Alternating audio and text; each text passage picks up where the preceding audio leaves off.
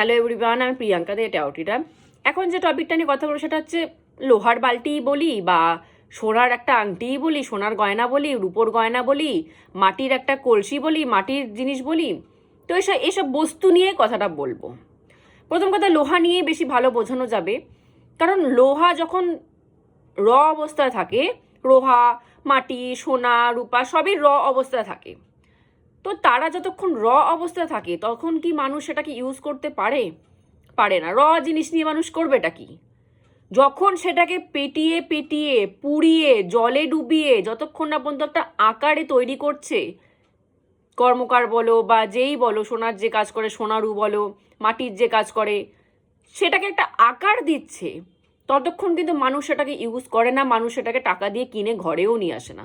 একটা র জিনিস কিন্তু আমরা টাকা দিয়ে কিনে ঘরে আনবো না। সে জিনিসটার দাম কম হোক তবু আমরা ঘরে আনবো না। কিন্তু সেই জিনিসটা দিয়ে একটা বানানো পাত্র বা জিনিস, সেটা কিন্তু আমরা বেশি দাম দিয়ে কিনেও ঘরে আনবো। কেন? সেটা আমরা ইউজ করতে পারবো। র জিনিস কিন্তু কেউ ইউজ করতে পারে না। তাকে যতক্ষণ না একটা বস্তুতে পরিণত করা হচ্ছে ততক্ষণ কিন্তু মানুষ সেটা ইউজ করতে পারে না।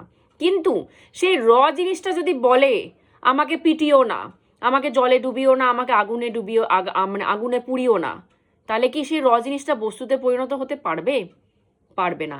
সে কিন্তু মুখ বন্ধ করে চুপ করে যখন তাকে আঘাত দেওয়া হয়, যখন তাকে আগুনে পোড়ানো হয়, যখন তাকে জলে ডোবানো হয়, সে কিন্তু মুখ বন্ধ করে চুপ করে থাকে। কেন? কারণ সে জানে আমাকে যে এই পেটাচ্ছে, আগুনে পোড়াচ্ছে, জলে ডোবাচ্ছে, তাতে আমি একটা বস্তুতে তৈরি হব।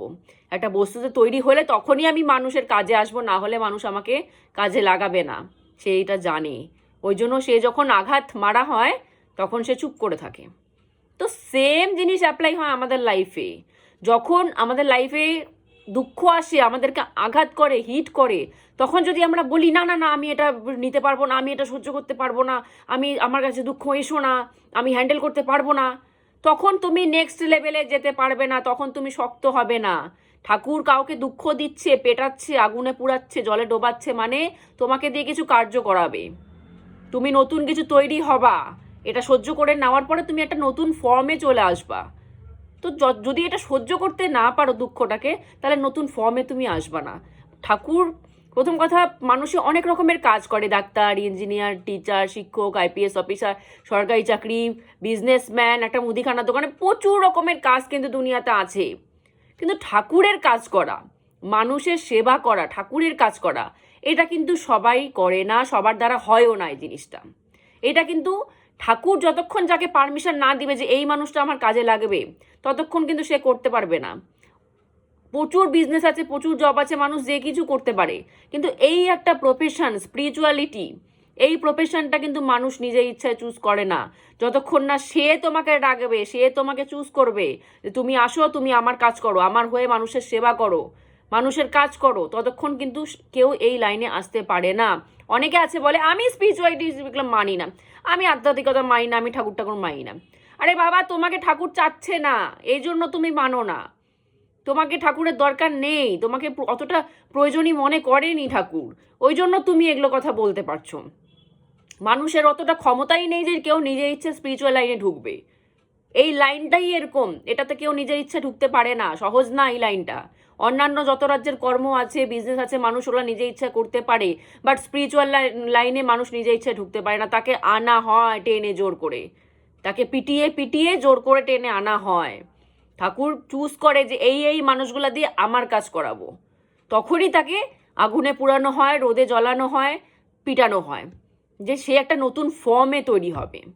সে নতুন ফর্মে তৈরি হলে পরে সে মানুষের কাজে লাগবে। সে এখন র ফর্মে আছে, মানুষের কাজে লাগবে না। সে যখন নতুন একটা বস্তুতে পরিণত হয়ে যাবে তখন সে মানুষের কাজ করতে পারবে। সুতরাং লাইফে যতই প্রবলেম আসুক, যতই বাধা হচ্ছে, যতই কেউ পিটাচ্ছে, যতই আগুনে পুড়ছো, রোদে জ্বলছো, ভয় পাবে না কোনো সময়। ভয় পেলে কিন্তু তুমি আর বস্তুতে পরিণত হতে পারবে না, রই থেকে যাবে। যদি ভয় পেয়ে যাও তো ভয় পাবে না, বস্তুতে পরিণত হও, নতুন ক্রিয়েশন হও। তারপর গিয়ে দেখবে যে তোমাকে দিয়ে ঠাকুর অন্য কিছু করাচ্ছে। তোমাকে বেশি দুঃখ দিয়েছে মানে তোমাকে করাবেও সেরকম জিনিস, ওই জন্য তোমাকে দুঃখের পরিমাণটাও বেশি দিয়েছে, তোমার জন্য নতুন কিছু ওয়েট করতেছে। তো সুতরাং ভয় পাবে না, না করবে না। দুঃখ দিচ্ছ, ঠিক আছে, আমি সয়ে নিব, আমি ফাইট করে নিব, আমি ওভারকাম করে নেব। তুমি আমাকে যা বানানোর চেষ্টা করতেছো আমি সেটাই হব। এই যে স্যারেন্ডার, এই জিনিসটা যদি করে দেওয়া যায়, নিজেই অবাক হয়ে যাবে। 2-3 বছর আগে আমি কি ছিলাম, 2-3 বছর পরে আমি কি হয়ে গেছি, নিজেই অবাক হয়ে যাবে নিজেকে দেখে।